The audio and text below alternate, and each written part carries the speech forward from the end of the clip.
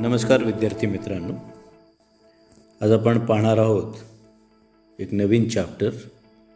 त्याच्यामध्ये आपण स्टडी करणार आहोत ॲटॉमिक स्ट्रक्चर. नाव ॲटॉमिक स्ट्रक्चरचा स्टडी करत असताना we must have to know what is an atom. Atom म्हणजे काय? Nowadays we are quite familiar that और we are very much known about the atom.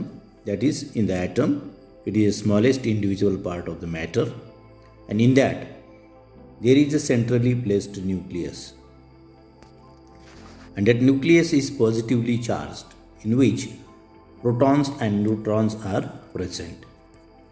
Now the atom, in that atom there are different orbitals, and in that orbitals electrons are there, and no doubt electrons are of the negatively charged, and the electrons are always in motion in a circular orbit.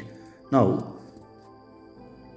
the atom is the smallest part which is get composed of a different subatomic particles. Atom मध्ये काय असतं? Centrally place nucleus असतो. न्यूक्लियसमध्ये electrons protons and neutrons असतात, आणि त्याच्या अवतीभोवती विशिष्ट ऑर्बिट्समध्ये electron जे असतात ते सर्क्युलर मोशनमध्ये असतात, आणि इलेक्ट्रॉनचा चार्ज हा पॉझिटिव्ह असतो. म्हणजेच ॲटम जो आहे हा सब ॲटॉमिक पार्टिकल्सने आपल्याला बनलेला असतो. आज आपल्याला ही इन्फॉर्मेशन माहिती आहे, पण सुरुवातीच्या काळामध्ये म्हणजे खूप वर्षापूर्वी ॲटमविषयी फारशी माहिती नव्हती.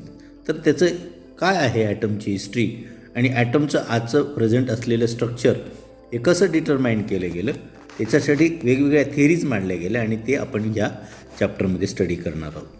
तर त्याच्यामध्ये जे आहे, पहिल्यांदा इन 1805 जॉन डाल्टन नावाचा जो शास्त्रज्ञ आहे त्याने कन्सिडर केलं की मॅटर काय आहे. Matter is composed of the small particles called atom. म्हणजे कुठलंही जे मॅटर आहे ते काय आहे, स्मॉल पार्टिकल्सने बनलेलं असतं, आणि हे स्मॉल पार्टिकल्स म्हणजे काय, ॲटम आहेत असं त्याने मांडलं.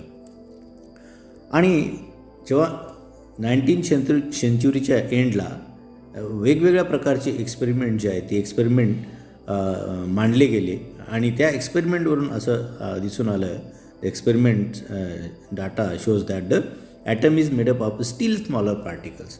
ते ॲटम जे आहे अजून त्याच्यापेक्षा स्मॉल पार्टिकल्सने बनलेलं आहे असं ते डाटावरून लक्षात आलं. सो दीज स्मॉलर पार्टिकल्स, तिचे काही मग स्मॉलर पार्टिकल्स असतील ज्याच्यापासून ॲटम बनलेलं आहे.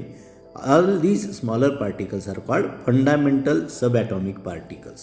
त्यांना आपण काय म्हणतो मग, फंडामेंटल सबॲटॉमिक पार्टिकल्स. म्हणजे ॲटम जो आहे it is composed of a subatomic particles.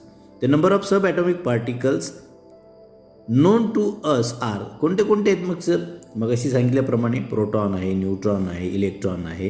हे सगळ्या वेगवेगळ्या या पार्टिकल्सपासून ॲटम हा बनलेला असतो. आता हे काही जे फंडामेंटल पार्टिकल्स आहेत they make internal structure of an atom. Very interesting scientific story. याचा आता हे फार इंटरेस्टिंग आहे त्याच्यामध्ये जे ॲटम्स आहेत. आता बघू आपण त्याची हिस्ट्रीमध्ये काय झालं आहे. There are number of atomic models. वेगवेगळ्या शास्त्रज्ञांनी वेगवेगळ्या ॲटॉमिक मॉडेल्स मांडले गेले ॲटमच्या स्टडी करण्यासाठी. त्याच्यामध्ये 1896 जे थॉम्सन नावाच्या शास्त्रज्ञाने discover the electron and proton. ॲटममध्ये इलेक्ट्रॉन असतात आणि प्रोटॉन्स असतात. ते कोणी डिस्कवर केलं? जे थॉम्सन नावाच्या शास्त्रज्ञाने. 1909 रुदरफोर्ड नावाच्या शास्त्रज्ञाने काय मांडलं, तर he discovered the presence of positively charge nucleus of the atom. म्हणजे ॲटममध्ये पॉझिटिव्हली चार्ज न्यूक्लियस असतं असं हे रुदरफोर्डने 1909 मांडलं. आणि 1913 Bohr explain the complete structure of the atom. आणि बोरने मग पूर्ण स्ट्रक्चर जे आहे ॲटमचं ते स्ट्रक्चर जे मांडलं ते 1913 बोर नावाच्या शास्त्रज्ञांनी मांडलं. पुढे जाऊन बोरने त्याच्यामध्ये अजून काही गोष्टी मांडल्या. 1921 बोर अँड ब्युरी नावाच्या शास्त्रज्ञांनी explain the arrangement of electron. म्हणजे बोरने 1913 सांगितलं ॲटमचं पूर्ण स्ट्रक्चर, आणि त्याच्यामध्ये जे इलेक्ट्रॉन्स आहेत त्याची अरेंजमेंट कशी असते ही 1921 आपल्याला मांडली बोर आणि बरी नावाच्या शास्त्रज्ञाने. सो 1932 क्लॉकवाईज चार्डविक नावाचं जे शास्त्रज्ञ आहेत त्यांनी काय केलं, मग त्याची न्यूट्रॉनची डिस्कवरी केली. सो अशा प्रकारे ॲटमच्या स्ट्रक्चरविषयी टाईम टू टाईम जे आहे ते प्रोग्रेस होत गेली आणि आज आपल्याला ॲटॉमिक स्ट्रक्चर हे नोन आहे. मग आपण त्याच्यामध्ये थोडक्यात ब्रीफ आपल्याला काही जे मॉडेल्स आहेत ॲटमचे त्याच्याविषयी आपण बघणार आहोत. Now let us consider the first model that which explains the structure of the atom. That model is known as a Thomson model. आणि त्याची डिस्कवरी जी आहे थॉम्सन मॉडेलने त्याच्यामध्ये इलेक्ट्रॉनची डिस्कवरी कशी केली त्याच्यामध्ये आपल्याला एक्सपेरिमेंटच्या सहाय्याने जे थॉम्सन नावाच्या शास्त्रज्ञाने मांडलेलं आहे. सो जे थॉम्सनने काय केलं, J Thomson begins experiment with a cathode ray tube. त्याने कॅथोड रे ट्यूबमध्ये एक एक्सपेरिमेंट कॅरी आउट केला. कॅथोड रे ट्यूब त्यांनी घेतली आणि ते कॅथोड रे ट्यूब जे sealed with the tube forms which most of the air has been evacuated. त्या कॅथोड रे ट्यूबमधनं त्यांनी काय केलं, जी हवा आहे ही कॅथोड रे ट्यूब आहे त्याच्यातली पूर्ण हवा इव्हॅक्युएट केली. A high voltage is applied across the 2 electrodes at one end of the tube which causes a beam of particle to flow from the cathode to anode that is positively charge electrodes. या फिगरमध्ये आपल्याला दाखवलं आहे इथे एका बाजूला high voltage त्यांनी आपल्याला इथं अप्लाय केलं. कोणाला? इथं एक कॅथोड आहे आणि हा दुसरा ॲनोड आहे ह्या इन्स्ट्रुमेंटमध्ये दाखवलेलं आहे आपल्याला. आणि त्याने हाय व्होल्टेज आपल्याला अप्लाय केल्यानंतर काय होतं तर त्याच्यातनं पार्टिकल्स जे आहेत ते निगेटिव्हली चार्ज इलेक्ट्रोडकडे कॅथोड जे आहेत म्हणजे फ्लो फ्रॉम द कॅथोड. आता कॅथोडकडून जे आहे पार्टिकलचा फ्लो कोणाकडे झाला, ॲनोडकडे तो फ्लो त्याचा सुरू झाला, पार्टिकल्सचा फ्लो सुरू झाला. आणि त्याच्यानंतर ते पार्टिकल्स पुढे मग कशा प्रकारे गेले त्याच्यामध्ये एक्सप्लेनेशन दिले. The cathode can be detected by painting the material known as phosphorus on to the far end of the tube beyond the anode. ॲनोडच्या पलीकडे मग त्यांनी काय केलं, फॉस्फरस जे आहे ते आपल्याला एक प्रकारे जे आहे ते त्या रेचा किंवा पार्टिकलचा स्टडी करण्यासाठी मटेरियल वापरलं फॉस्फरस ॲनोडच्या एंड मटेरियलला आपण म्हणूया की एक प्रकारे स्क्रीनच्या जवळ. आता आपल्याला the phosphorus spark or emits light Wien impact by the cathode रे. त्याच्यावर कॅथोड रे पडले फॉस्फरसवर की तो काय करतं, आपल्याला लाईट इमिट करतं. आणि to test the properties of the particle Thomson placed a positively charge electric plates around the cathode rays. Cathode रेच्या आजूबाजूला काय केलं त्याने मग जे पॉझिटिव्हली पार्टिकल्स प्लेट, या 2 प्लेट इथं दिसत आहेत आपल्याला खाली आणि वरती. हे पॉझिटिव्ह एक प्लेट पॉझिटिव्ह आणि एक प्लेट निगेटिव्ह असे 2 प्लेट त्याने प्लेस केल्या. आणि त्या ज्या प्लेट आहेत अशा प्रकारे ह्या प्लेस केलेल्या त्याच्या आजूबाजूला 2 मॅग्नेट लावलेला आहे. एक मॅग्नेट आहे त्या बाजूला देखील एक असे 2 मॅग्नेट त्याने लावलेले आहेत. आणि जे कॅथोड जे पास झाले पार्टिकल्स पास झाले कॅथोड टू अनोड ते काय केले या 2 स्लिटमधनं मग पास झाले. आणि त्याच्यावरून त्याने काही ऑब्झर्वेशन आपल्याला इथं दिले. Cathode rays were deflected away from the negatively charge electric plate.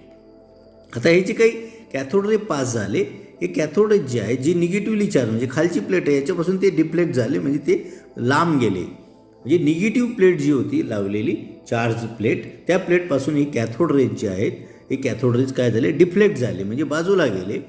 आणि दे आर आता त्याच्यामध्ये पॉझिटिव्ह रे हे रिफ्लेक्ट झाले पण the cathode rays was deflected away from the negatively charge electric plate and towards the positively charge plate. कोणाकडे deflect झाले ते हे रे असे डिफ्लेक्ट झाले पॉझिटिव्ह प्लेटकडे डिफ्लेक्ट झाले. त्याच्यावरून आपल्याला काय लक्षात येतं की ते जे काही कॅथोड रेज असतील त्यांच्या निगेटिव्ह प्लेटपासून दूर गेले आणि पॉझिटिव्ह प्लेटकडे गेले. याचा अर्थ काय आहे, ते must have a negatively charge. जे कॅथोड रेज असतील ते कसे आहेत, ते निगेटिव्हली चार्ज आहेत. So this indicate that cathode rays was composed of a negatively charge particles. ते जे काही कॅथोड रे बनलेले होते ते निगेटिव्हली चार्ज पार्टिकलचे बनलेले होते. So Thomson also placed 2 magnets either side of the tube and observed that this magnetic field is also deflected the cathode rays. आता जे काही मॅग्नेट मगाशी ते दाखवलेले आहेत आपल्याला डायग्रॅममध्ये हे जे काही मॅग्नेट्स आहेत या मॅग्नेटिक फील्ड क्रिएट केलं आणि मॅग्नेटिक फील्डमध्ये देखील काय ते कॅथोड रेज काय झाले डिफ्लेक्ट झाले, त्यांचं डिफ्लेक्शन झालं. So the result of the experiment help George Thomson to determine charge to mass ratio of the cathode ray particle. या एक्सपेरिमेंटवरून त्याने काय म्हणलं चार्ज टू मास रेशो हे कॅथोड रे प्रॅक्टिकलचा मांडला. So as a result of several experiment the value of charge to mass ratio of cathode ray particle was same regardless both gas and and the material of which cathode rays was made.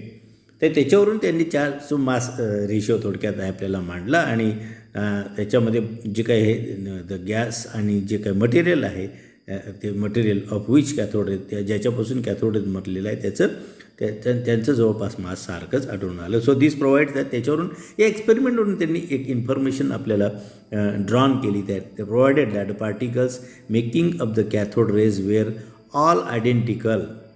जे cathode rays बनलेले आहेत ते particles सगळे identicals होते. Well constituent part of the various atom and it is known as electron. तो ॲटमचा कन्स्टिट्युएंट आहे, त्याला काय म्हणतात, इलेक्ट्रॉन असं म्हणतात, असं त्यांनी मांडलं. So from this evidence Thomson made a following. आता याच्यावरून त्यांनी इलेक्ट्रॉनची डिस्कवरी केली. त्याच्यावरून काय कन्क्लुजन मांडलं, cathode ray is composed of a negatively charge particle. Cathode ray कसे बनलेले असतात, ते निगेटिव्हली चार्ज पार्टिकलचे. ते निगेटिव्हली चार्ज पार्टिकलचे बनलेले असतात, म्हणून ती निगेटिव्ह प्लेट म्हणजे निगेटिव्हमध्ये रिफ्लेक्शन असतं, म्हणून ते पॉझिटिव्ह प्लेटकडे, या निगेटिव्ह प्लेटकडून ते पॉझिटिव्ह प्लेटकडे अशा प्रकारे असे गेले आणि ते डिफ्लेक्ट झाले.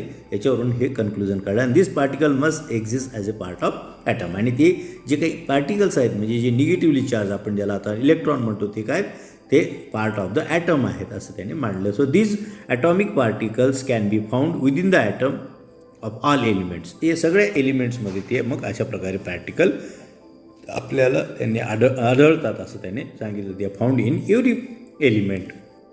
आता मग बघू आपण जो इलेक्ट्रॉन डिस्कवर केला, इलेक्ट्रॉनचा आपण काय डिफाईन करू शकतो. Electron is and negatively charge sub atomic particle. Electron काय आहे, निगेटिव्हली चार्ज सब ॲटॉमिक पार्टिकल आहे. त्याच्यामध्ये निगेटिव्ह चार्ज असतो, तो किती असतो, -1.60 × 10 - 19 एवढा कुलोम हा चार्ज असतो. आणि त्याचं मास किती असतं एका इलेक्ट्रॉनचं, 9.1 × 1028 ग्रॅम. हे काय झालं, इलेक्ट्रॉनचं मास झालं. सो इलेक्ट्रॉन काय आहे, negatively charge sub atomic particle which bears charge of 1.60 × 10 - 19 एवढा चार्ज त्याच्यावरती असतो. प्रत्येक कुठल्याही एलिमेंटचा इलेक्ट्रॉन असेल त्याच्यावरती कुलोम, आणि त्याचं मास जे असतं ते एका इलेक्ट्रॉनचं मास असतं 9.1 × 10 - 28 ग्रॅम. आता हे काही मॉडेल जे मांडलं जे थॉम्सनने, त्याचे काही लिमिटेशन्स आहेत, त्याचे काही मर्यादा आहेत, त्याचे काही ड्रॉबॅक्स आहेत, त्याचे काही लूप फॉल्स आहेत. त्याच्यामध्ये काय लूप फॉल आहे, पहिला, Thomson's atomic model fail to explain how positive charge hold on the electron inside the atom. म्हणजे ॲटममध्ये जो पॉझिटिव्ह चार्ज आहे तो इलेक्ट्रॉनला कसा होल्ड करून ठेवतो ही या मॉडेलला मांडता आलं नाही. पुन्हा it also fails to explain the atom stability. म्हणजे ॲटम हा स्टेबल असतो आणि तो स्टेबल आहे, पण का स्टेबल आहे हे थॉम्सनचं ॲटॉमिक मॉडेल मांडू शकलं नाही. आणि शेवटचं लिमिटेशन त्याचं काय, the theory did not mention anything about the nucleus of an atom. इथे फक्त इलेक्ट्रॉनची चर्चा झालेली आहे, पण याच्यामध्ये जे न्यूक्लियस असतं त्या न्यूक्लियसविषयी कुठलीही इन्फॉर्मेशन फर्निश केली गेली नाही जे थॉम्सन मॉडेलने. नाउ आता let us see the discovery of the proton. जसं इलेक्ट्रॉनची डिस्कवरी झाली तसं प्रोटॉनची डिस्कवरी कशी झाली, तर 1886 मध्ये गोल्डस्टीन नावाचं शास्त्रज्ञ ज्याने used a discharge tube within the hole in the cathode. त्याने काय एक डिस्चार्ज ट्यूब वापरली within the hole in the cathode. कॅथोडमध्ये काय आहे, तिथं छिद्र असेल अशी डिस्चार्ज ट्यूब त्याने वापरली. खाली फिगर आहे त्याच्यामध्ये आपल्याला त्याचं जास्त डिटेल. असं एक कॅथोड रे ट्यूब आहे, कॅथोड रे ट्यूब वापरली आणि मध्ये पॉझिटिव्ह रे इथं स्लीट आहे, याच्यामध्ये हे होल आहे असं आपण समजूया. हे होल आहे, तर स्लीट वापरली खालून वरून, आणि त्याच्यामधनं काय होतं, आता याच्यामधनं रेज पास होतील आणि त्याच्यावरून त्यांनी काही कन्क्लुजन्स काढले. त्याने काय कन्क्लुजन काढले, काय ऑब्झर्वेशन्स केली. He observe that while cathode rays were streaming away from the cathode rays जेव्हा कॅथोडपासून दूर जातात, लांब जातात, there were color rays produced simultaneously with passes through the perforated cathode and caused a glow on the wall of opposite anode. ती जेव्हा याच्यामधून मग पास होतात, कॅथोडकडून जेव्हा पास होतात पॉझिटिव्ह रेज, त्यावेळेला ते काय दाखवतात, इथं जे आहे या ठिकाणी particles carrying positive charge he called positive rays on the basis. त्याच्यामध्ये हे शोड हे पार्टिकल जे आहेत त्याच्यामध्ये देअर वेअर कलर प्रोड्यूस करतात. ते इथं काय प्रोड्यूस करतात, कलर प्रोड्यूस करतात. म्हणजे जेव्हा cathode rays were streamed away from the कॅथोडपासून जेव्हा लांब जातात, there were colour ray produce simultaneously which passes through the, हे कलर्ड रे प्रोड्यूस होतात which passes through the perforated cathode and cause glow. इथं ग्लो मिळतो आपल्याला, म्हणजे चमक मिळते on the wall of the opposite side of the anode. या अनोडच्या अपोजिट साईडची जी वॉल आहे इकडे, इथे आपल्याला ग्लो मिळतो. अशा प्रकारे आपल्याला हे रेजचं त्याने ऑब्झर्वेशन केलं. Thomson studied these rays and showed that they consist of particle carrying a positive charge. त्याने असं सांगितलं की ही जी काही रेज आहेत त्या रेजमध्ये त्या पार्टिकल्स जे आहेत त्यांचा चार्ज कसा असतो, पॉझिटिव्ह असतं. He called them positive rays. त्यांनी नाव दिलं पॉझिटिव्ह रेज, असं नाव त्याने दिलं. अशा प्रकारे त्या रेजला on the basis of these properties of positive rays Thomson काय कन्क्लूड केलं, त्याच्यावरून काय मांडलं, and atom consist of at least 2 parts of the electrons and positive residues which the same mass of an atom associated. म्हणजे त्याच्यामध्ये त्याने मांडलं. मग ॲटम काय आहे, ॲटममध्ये काय 2 पार्ट आहेत. त्याच्यामध्ये एक पार्ट इलेक्ट्रॉनचा आहे आणि दुसरा पॉझिटिव्ह रेसिड्यूचा आहे. ते दोघांचं मास कसं आहे, सारखं आहे, जे ॲटममध्ये आहेत. अशा प्रकारे मास आहे. हे तर हे मेटल आहे समजा, याच्यामध्ये इलेक्ट्रॉन जर बाहेर पडले तर ते it acquires a positive charge. So त्याच्यामध्ये सारख्या प्रमाणामध्ये निगेटिव्ह आणि पॉझिटिव्ह चार्जचे रेसिड्यू प्रेझेंट आहेत. They are get associated with the atom. आणि ह्या डायग्रॅमच्या सहाय्याने, एक्सपेरिमेंटच्या सहाय्याने त्याने प्रोटॉन्सची डिस्कवरी ती आपल्यासमोर मांडली. So he perform same experiment in presence of the hydrogen. हाच एक्सपेरिमेंट त्याने हायड्रोजनच्या प्रेझेंटीमध्ये कॅरी आउट केला आणि त्याच्यावरून त्याने असं मांडलं की पॉझिटिव्हली चार्ज पार्टिकल हॅव्हिंग 1 अँट्रॉम unit mass and positive charge is known as a proton. Positively charge particle ज्यांचं मास काय आहे 1 AMU आणि युनिट पॉझिटिव्ह चार्ज, त्यांचा चार्ज किती आहे, युनिट चार्ज आहे, त्याला त्याने काय म्हटलं, प्रोटॉन असं म्हटलं. हायड्रोजनमधनं एक इलेक्ट्रॉन बाहेर पडला, एक पॉझिटिव्ह चार्ज त्याच्यावर निघाला, म्हणजे युनिट पॉझिटिव्ह चार्ज त्याच्यावर मिळाला.